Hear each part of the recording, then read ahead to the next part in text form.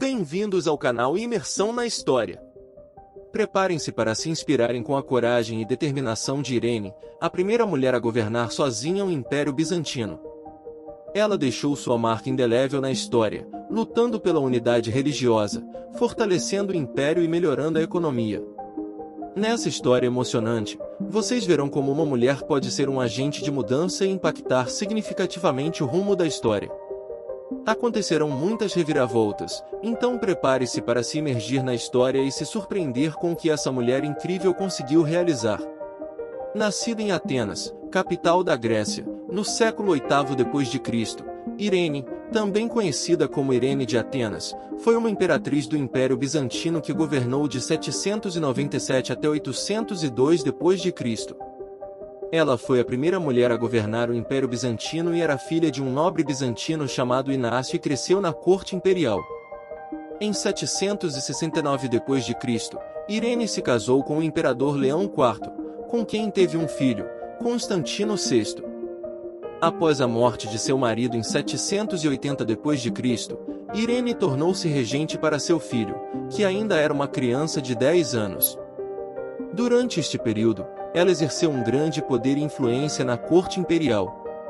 A imperatriz bizantina é conhecida por ter ordenado a execução de seu próprio filho, Constantino VI, em 797 d.C., e houve algumas razões que levaram Irene a tomar essa decisão extrema. Como Constantino VI era muito jovem para governar sozinho, Irene assumiu o papel de regente. No entanto, com o tempo, Irene começou a tomar decisões importantes sem consultar Constantino VI, o que gerou tensões entre mãe e filho. Há relatos de que Constantino VI se comportava de maneira irresponsável e imprudente, o que preocupava Irene e outros membros da corte. Ele teria abusado do poder e cometido atrocidades, como a execução de membros da nobreza e do clero. Diante dessas razões, Irene decidiu depor Constantino VI em 797 d.C. e colocá-lo em prisão domiciliar. No entanto, ele tentou recuperar o trono e, como resultado, Irene ordenou sua execução. A atitude de Irene em relação a seu filho foi amplamente criticada pela igreja e pela nobreza da época, mas também encontrou apoio entre aqueles que acreditavam que ela havia agido em defesa do império. Ela governou sozinha até 802 d.C., quando foi deposta pelo general Nicéforo I. Mas antes desse evento e apesar de seu governo ter sido curto, Irene deixou uma marca duradoura no Império Bizantino. Ela foi uma líder forte e visionária, que lutou pelo poder religioso e político do império. Ela também foi responsável por unificar o cristianismo no Império Bizantino, além de fortalecer a economia e as relações comerciais. Durante seu reinado, a questão religiosa havia se tornado cada vez mais complexa no Império Bizantino desde o Concílio de Nicéia em 325 d.C. O concílio havia estabelecido a doutrina da Trindade, mas algumas diferenças de interpretação entre a Igreja Ortodoxa e a Igreja Católica haviam surgido ao longo dos séculos, levando a uma cisma entre as duas igrejas. Irene tentou resolver essa questão através de seus esforços para convocar o Sétimo Concílio Ecumênico. O objetivo desse concílio seria a reconciliação e unificação das diferenças entre as igrejas ortodoxa e católica. Ela enviou embaixadores para o Papa Adriano I, em Roma, mas ele recusou a convocação. Irene decidiu convocar o concílio por conta própria. Ela reuniu teólogos e líderes religiosos de todas as partes do Império Bizantino, em Constantinopla. O concílio foi marcado por acaloradas discussões teológicas, mas Irene conseguiu impor sua vontade e aprovar as decisões que ela desejava. Apesar de não ter conseguido a unificação completa das igrejas, Irene conseguiu restabelecer a imagem do imperador como líder religioso, e fortalecer a posição do Império Bizantino como uma potência religiosa na Europa e na Ásia. Estão gostando de conhecer Irene? Então continue assistindo até o final para não perder nenhum detalhe. Se inscreva no canal. Acione o sininho de notificações. Vamos continuar. Irene também foi conhecida por sua política externa ambiciosa. Ela negociou tratados de paz e comércio com os califados árabes, o que permitiu ao Império Bizantino manter relações comerciais estáveis e seguras com esses povos. Ela também estabeleceu alianças com os reinos franco e saxão, o que permitiu ao Império Bizantino obter apoio militar e político desses reinos em caso de ameaças externas.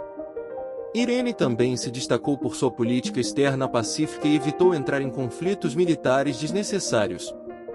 Ela reconheceu a importância de manter boas relações com os vizinhos para a estabilidade e segurança do Império Bizantino. Irene implementou várias medidas para melhorar a economia do Império. Ela reduziu as taxas alfandegárias e eliminou impostos desnecessários, o que incentivou o comércio e aumentou a prosperidade do Império. Ela também tomou medidas para fortalecer a agricultura, como a construção de canais de irrigação e o aumento da produção de cereais. Outra iniciativa importante foi a criação de novas moedas, que melhoraram a estabilidade econômica do Império. Além disso, Irene também se esforçou para manter boas relações comerciais com outros países, a fim de promover o comércio e aumentar a riqueza do Império. Todas essas medidas ajudaram a estabilizar a economia e aumentar a prosperidade do Império Bizantino durante seu governo. Além das realizações mencionadas anteriormente, Irene também é conhecida por ser uma defensora das artes e das letras. Ela apoiou a tradução de obras clássicas para o grego, o que permitiu a disseminação do conhecimento antigo na sociedade bizantina. Também é acreditada como a primeira imperatriz a usar o título de Basilissa, reinando como uma imperatriz, não como uma esposa ou mãe de um imperador, o que estabeleceu uma tradição para as mulheres que governaram o Império Bizantino. A imperatriz bizantina faleceu em 803 d.C., mas a causa exata de sua morte não está claramente registrada na história. Alguns relatos sugerem que ela morreu de causas naturais, enquanto outros especulam que ela pode ter sido assassinada. De acordo com a história eclesiástica de Teófanes, o confessor, Irene morreu em 9 de agosto de 803 d.C. em Lesbos, uma ilha no mar Egeu. Ele afirma que ela foi exilada para a ilha pelo imperador Nicéforo I, seu sucessor, após uma tentativa fracassada de recuperar o trono. Teófanes não menciona a causa da morte de Irene. Outros relatos da época sugerem que Irene foi morta por ordem do imperador Nicéforo I, que temia uma conspiração contra seu governo. No entanto, não há evidências concretas que sustentem essa teoria. Chegamos ao final desta memorável e incrível jornada pelo reinado de Irene, a mulher que governou o Império Bizantino e mudou a história. Foi incrível ver como essa mulher forte e determinada conseguiu realizar tanto, desde restaurar a imagem do imperador como líder religioso, até estabelecer relações comerciais e alianças estratégicas com os vizinhos. Ela deixou sua marca na história e nos inspira a sermos corajosos e determinados em nossas próprias vidas. Acredito que tenham gostado desta viagem pelo passado e que tenha sido muito proveitoso para seu conhecimento.